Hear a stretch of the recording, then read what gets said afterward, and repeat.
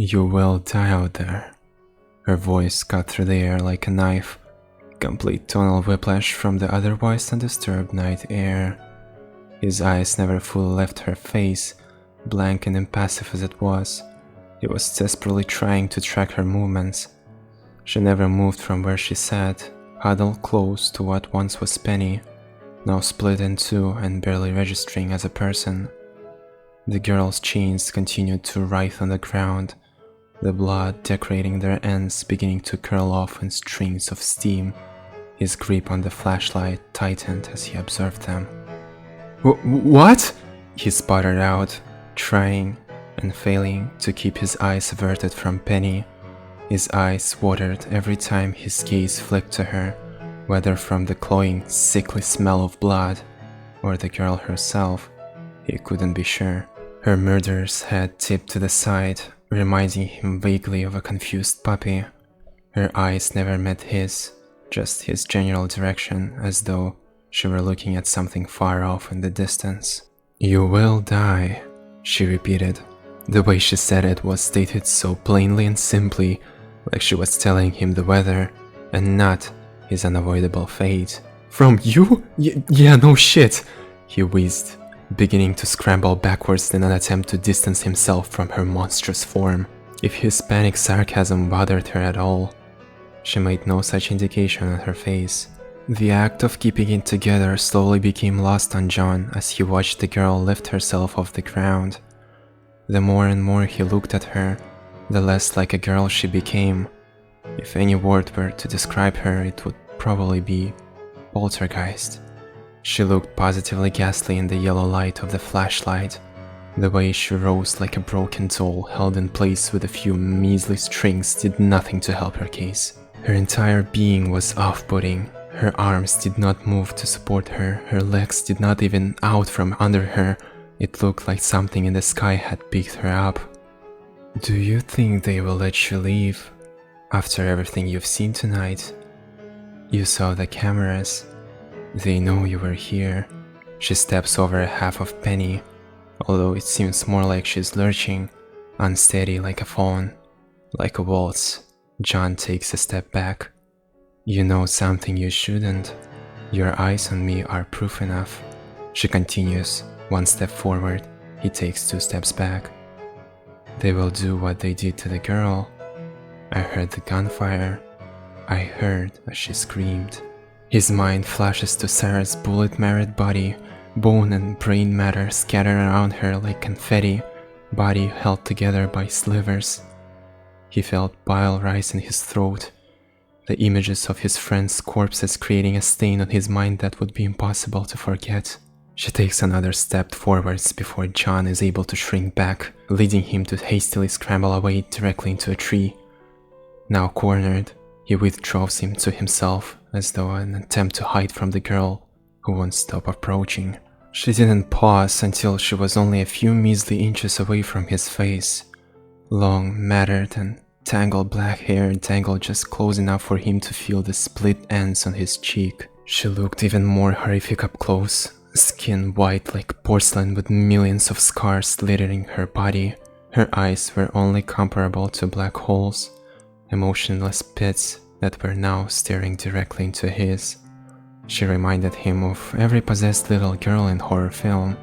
Long black hair obscuring their faces, a haunting voice and, of course, the black eyes.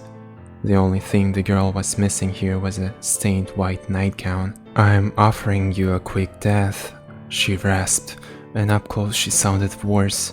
Shrill and raspy with disuse, his mind conjured descriptors of the banshee, a wailing woman who delivered prophecies of death. The faint sound of ringing filled the air, the same noise that rang out seconds before Penny's death. John did not need to look to know what the 4 chains lodged into her back were coiled and upright, ready to pierce him at a moment's notice. It's a mercy compared to what they will do to you in there. John was operating on blind panic and pure adrenaline, which is what he uses to justify the next 5 seconds. His grip on the flashlight tightened and he swung it like a baseball bat with all the might he could manage.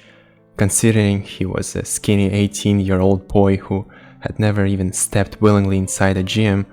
It did not nearly hit as hard as he wanted it to. His aim was true though, squaring her directly in the jaw. She toppled towards the ground like a stack of cards, arms raised in defense as an almost animalistic noise tore itself from her throat. In their incredibly brief scuffle, John took notice of two things about his potential murderer. One, he could see the faintest hints of green in her otherwise vacant eyes. And two, she was blind as hell. From where she lay, he could see the air wavering and twitching with barely restrained heat. John hastily moved himself from the tree, breaths coming in short uneven puffs as the adrenaline wore off as quick as it came, replacing his nerves with cold, hard shock. His mind was reeling at the gravity of the situation. He stared death in the face and hit it with a flashlight. "Are you kidding me?" He managed to get out between the frequent intakes of air, fingers twitching with fear as he watched the open wound on the girl's jaw stitch itself back together. The impossibly deep pit in his stomach only seemed to be getting deeper as the night progressed. "Fuck no!" he yelled, finally gathering the courage needed to book it further into the woods. He heard her frustrated growl as he took off, praying to whatever entity that was listening that he wouldn't trip. The humming of chains and the warping sound of heat filled his senses seconds after he left. He didn't make it very far before one of the spreaded tips of the chains pierced the flesh of his leg. He collapsed to the floor within seconds, feeling dirt and grime stake its claim into his bloody wound. He turned himself around before she had a chance to spear one of the other three through a different limb, staring up at her with a primal fear only found in prey animals. Her chains were lifted in the air like some mock imitation of wings. Her hair, matted as it was, cascaded onto her shoulders like rivulets, framing her face with a color darker than the night sky overhead. She looked like a perverse depiction of an angel. "I'm being nice to you," she said, although there was no hint of malice behind her words. They still brought fear to the forefront of John's mind. Her voice remained frustratingly blank, even as she watched him gasp with pain as a second chain sliced along his cheek. It almost felt like she was playing with her food. The cuts she inflicted were enough to hurt, but certainly not enough to fully incapacitate him. He clenched his teeth to try and ignore the pain, refusing to even blink, lest the girl above him decides she's bored and ends his life right then and there. "You should be thanking me." Every word that dripped from her mouth felt like shards of ice in his veins, every nerve and cell alight in his body screaming at him to run, to survive. He felt like a coyote in a snare, ready to gnaw its own leg off if it got to live a few days more. His mind was reeling, grasping at anything it could to wrench itself out of the situation. The coyote had sunk its teeth into its leg. "Wait!" Finally his mind had latched onto something, a barely there idea, a half-baked plan of escape. The girl's head fell off to the side again, questioning. "You," he started, almost choking on his own rapid breaths. You don't know the woods, right? You don't know where we are, but I do." John was lying through his teeth to something that could eviscerate him in seconds if she really wanted to. His only woods experience was a single week of Boy Scouts, which really taught him nothing but how to tie a very elaborate knot. Never mind the fact that he hadn't stepped foot in Colorado in over 4 years. Despite this, the girl's chains seemed to lower themselves slightly, the harsh whirring waning for a moment.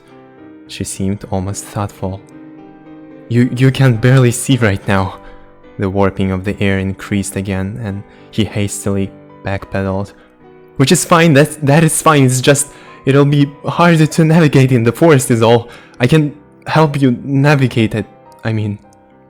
Her chains fell limply to the floor, and John released several breaths he hadn't known he'd been holding.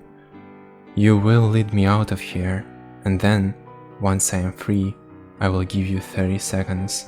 He must have looked confused because she let out a little huff of annoyance before explaining further. To run as fast as you can, before I kill you. Ah! He nodded dumbly, unsure whether or not to thank her. Okay? He said all four instead. The girl copied his movement, her head nodding stiffly as though sealing the deal. Get up. Her tone of voice left no room for argument, much to protest of his still bleeding leg. Once he was at his feet, he barely had time to register what was happening as one of the girl's chains rushed towards his leg wound. What had become a dull, throbbing sensation was replaced with a searing sound pain.